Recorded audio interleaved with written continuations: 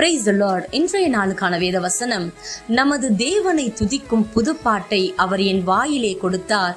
அநேகர் அதை கண்டு பயந்து கர்த்தரை நம்புவார்கள். சங்கீதம் 40:3. இதற்கு முந்தைய பகுதி சொல்கிறது, கர்த்தருக்காக பொறுமையுடன் காத்திருந்தேன், அவர் என்னிடமாய் சாய்ந்து என் கூப்பிடுதலை கேட்டார் என்று சொல்லி.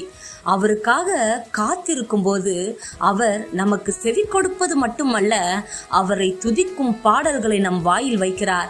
அப்படி அவரை துதிக்கும் போது, அவரை மகிமைப்படுத்தும் போது, தொடர்ந்து அவரை ஆராதித்துக் கொண்டே இருக்கும்போது ஒரு மிகப்பெரிய வல்லமை, மகிமை, கனம் நம்மை மூடிக்கொள்ளும். அப்பொழுது நம்மை பார்க்கிறவர்களுக்கு பயம் உண்டாகும்.